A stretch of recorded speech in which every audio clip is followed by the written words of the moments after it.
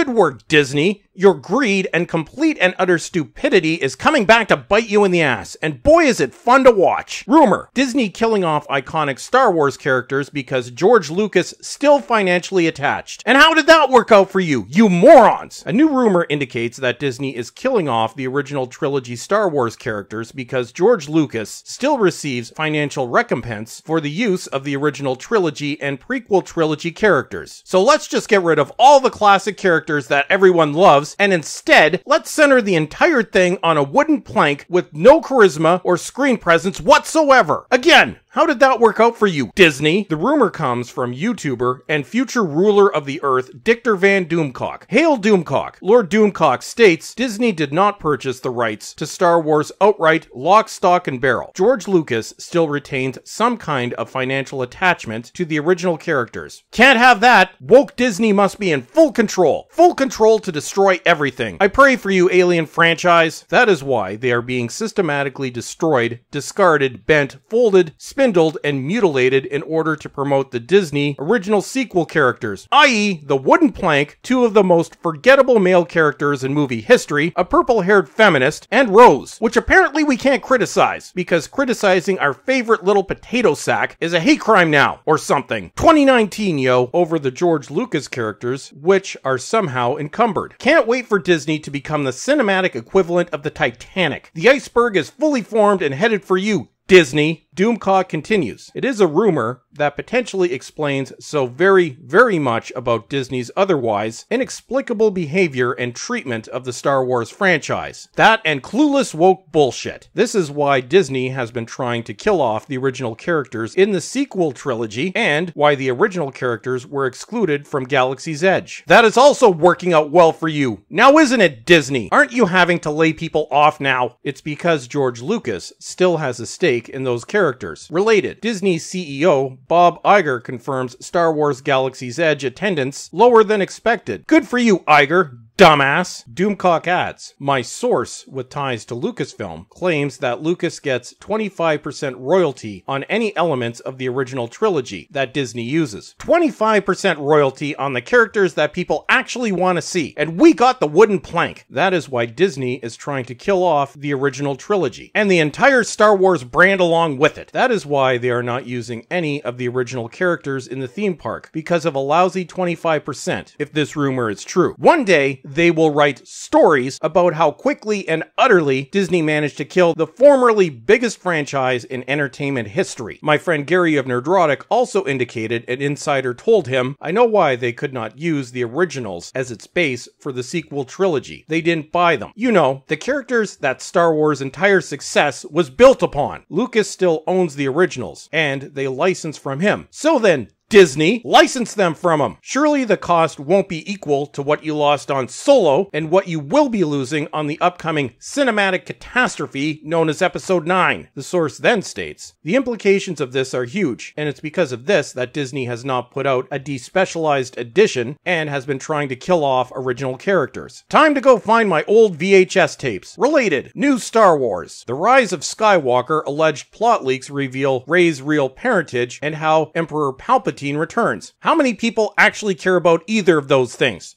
Nobody! Gary notes, I think that George Lucas owns a piece, or has the right to a percentage of any profits from older stuff. This is just another nail in the coffin for our belated friend formerly known as the Star Wars franchise, now known as shit. By the time Episode 9 rears its head from the bottom of Disney's outhouse of destruction, covered in rancid shit, nobody will care. The anger has long since given way to apathy. Nobody cares, and it's going to be a glorious train wreck. Hail Doomcock and Gary for bringing us this information.